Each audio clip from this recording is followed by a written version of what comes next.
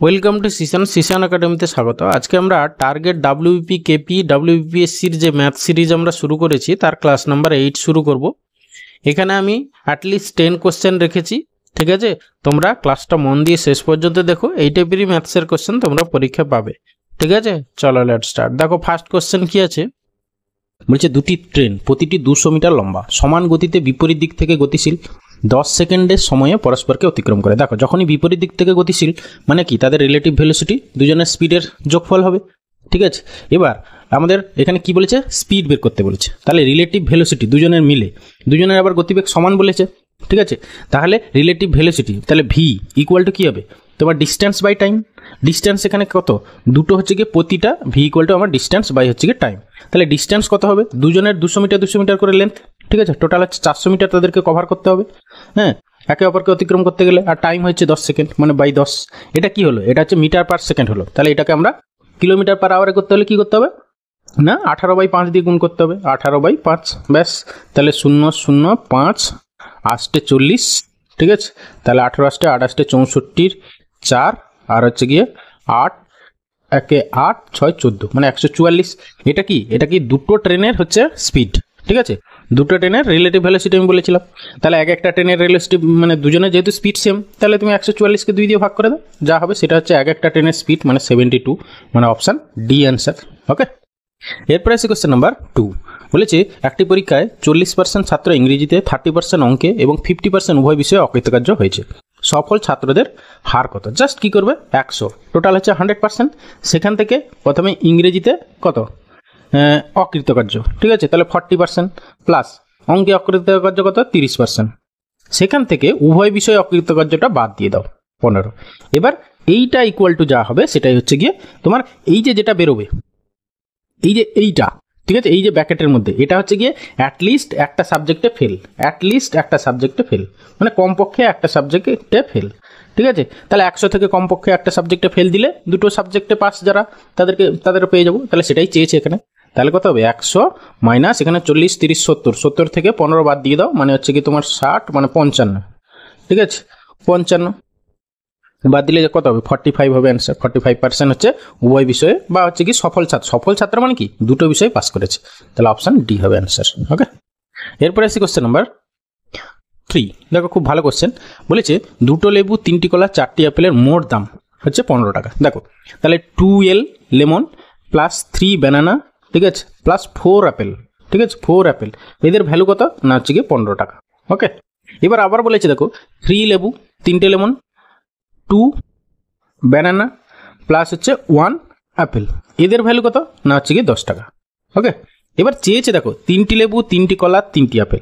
এবার একটু খেয়াল করো, যদি তুমি এটাকে যোগ করে দাও, এখানেও দেখো 3 2 5টা লেবু প্লাস 2টো কলা, 2 ব্যানানা প্লাস হচ্ছে গিয়ে 3 2 5, 5টা, সবগুলো 5 হয়ে যাচ্ছে, ঠিক আছে? তাহলে 5 অ্যাপেল, এদের ভ্যালু কত হবে, তাহলে 25 টাকা, ঠিক আছে? মানে হচ্ছে কি সব 5 গুণ আছে, তাহলে একটা লেবু প্লাস হচ্ছে গিয়ে একটা, আমি এক করছি না, প্রথমে 5 ভাগ করে দেবো, তারপরে 3 গুণ করে দেখো 3টি লেবু, 3টি কলা, 3টি আপেল, তাহলে 3 কত হবে, 3L 3 ব্যানানা প্লাস 3 অ্যাপেল, কত হবে দেখো, এইটা হচ্ছে কি তোমার এই যে 25 টাকা। কি করে হয়েছে, এই যে 5 ছিল, 5 ইন্টু 5 হয়ে গেছে, তাহলে এখানে 3 ইন্টু 5 করে দাও, মানে হচ্ছে কি 15 টাকা হবে অ্যান্সার। ওকে, 15 টাকা মানে অপশান ডি অ্যান্সার। ওকে, কোশ্চেনগুলো একটু খেয়াল করবে, যদি এক্ষেত্রে আবার যদি কোথাও সব যোগফলগুলো সবার এই যে 5 5 5 হয়েছে, যদি না হতো তাহলে কিন্তু এইভাবে হতো না, আর সেই টাইপের কোশ্চেন অবজেক্টিভে দেবে না, ওটা অনেক বড় হয়ে যাবে কোশ্চেনগুলো, ঠিক আছে? আচ্ছা, এরপরে আসে কোশ্চেন নাম্বার, দেখো কোশ্চেন নাম্বার 4 কি বলেছে, বলেছে ত্রিভুজের বাহুগুলির দৈর্ঘ্য দেওয়া আছে, এদের মধ্যে কোন ত্রিভুজটি স্থূলকোণী ত্রিভুজ? ঠিক আছে, প্রথমে আমাদের ফার্স্ট কিছু কনসেপ্ট মনে রাখতে হবে। প্রথমে হচ্ছে গিয়ে ত্রিভুজের মানে ধরো 3টে যে ধরো সংখ্যা দেওয়া আছে, সেইগুলো দিয়েই যে ত্রিভুজ গঠন হবে এরকম কোনো নয়। তাহলে প্রথমে দেখে নিতে হবে যে কোনো দুটোর যোগফল, যে কোনো দুটো বাহুর যোগফল যদি তোমার তৃতীয়টার থেকে ছোট হয়, মানে তৃতীয়টার থেকে যদি বড় হয়, ঠিক আছে, এ বি গ্রেটার দেন যদি সি হয়, তাহলে বুঝবো সেটা হচ্ছে কি আমার ত্রিভুজ গঠন করবে, ঠিক আছে? এবারে এই কনসেপ্টে আগে দেখবো, তারপরে স্থূলকোণী ত্রিভুজের ক্ষেত্রে কি না, A square plus B square greater than হবে সব থেকে যে বড় বাহুটা তার স্কোয়ারের থেকে গ্রেটার দেন হবে, ঠিক আছে? এখানে দেখো তোমার এই যে 13 আর 5, 13 আর 5 নিলে 18, 18 দেখো 13 থেকে, মানে এখানে হচ্ছে দুটো বাহু সমান আর একটা 5, এটা নিয়ে কখনোই হচ্ছে গিয়ে তোমার সমদ্বিবাহু ত্রিভুজ হবে এটা, ঠিক আছে।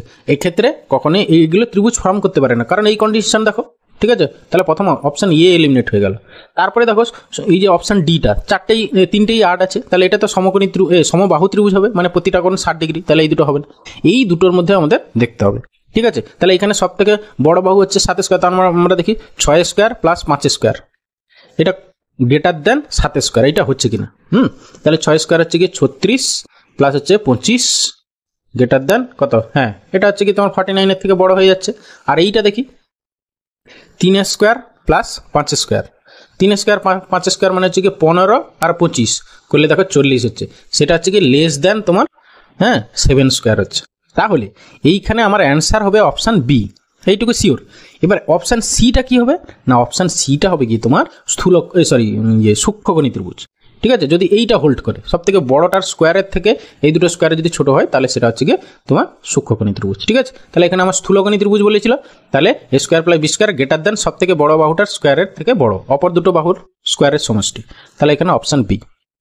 তাহলে আর একটু দুটো জিনিস বলে নিই, যে কোনো তিনটে সংখ্যা দিয়ে ত্রিভুজ হবে কিনা চেক করে নেব, দুটো বাহুর যোগফল গ্রেটার দেন থার্ড, ওকে।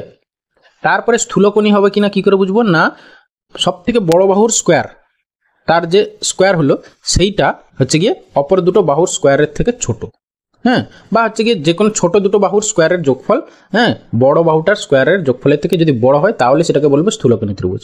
তাহলে এখানে অপশান বিটা সেই কন্ডিশন হোল্ড করছে, ওকে। অঙ্কগুলো শেখো, ঠিক আছে, তারপরে দেখবে অনেক তাড়াতাড়ি হয়ে যাবে, কোনো ব্যাপার নেই, ওকে।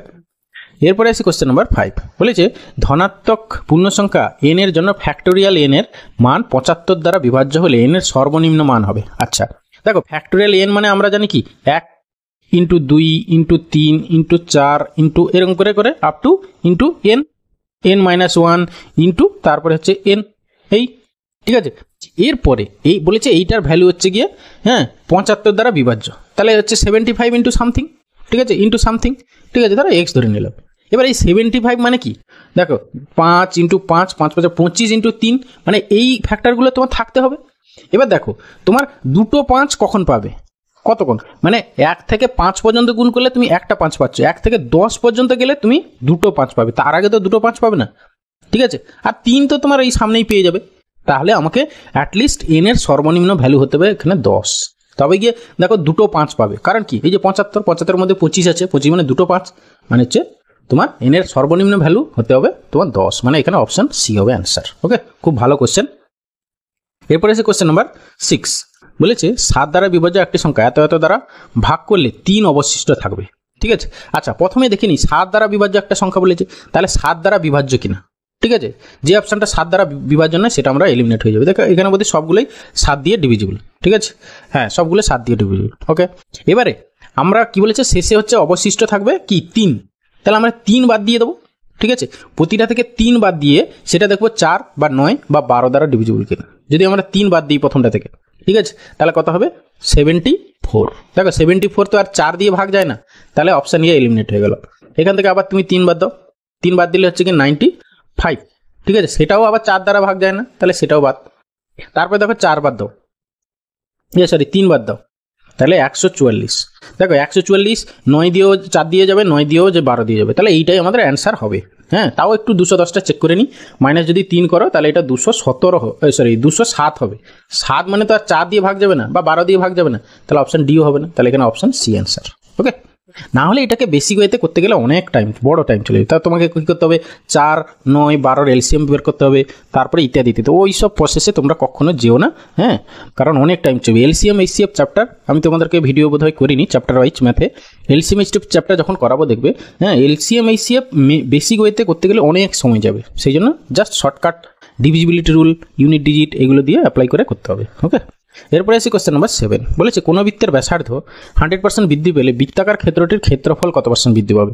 দেখো যদি ব্যাসার্ধ বৃদ্ধি পায় 100%, ব্যাসার্ধ মানে আর যখন ক্ষেত্রফল আসছে পাই আর স্কোয়ার, মানে হচ্ছে গিয়ে 100% যে বৃদ্ধি পেয়েছে ব্যাসার্ধটা সেটা হচ্ছে গিয়ে সাকসেসিভ দুবার ইনক্রিজ হবে, তাহলে 100 প্লাস 100 প্লাস 100 ইন্টু 100/100, এই ফর্মুলা আমরা জানি না, তাহলে 100 একটা 100 কেটে গেল, তাহলে হচ্ছে কি টোটাল 300% ইনক্রিজ করবে, মানে অপশন সি অ্যান্সার।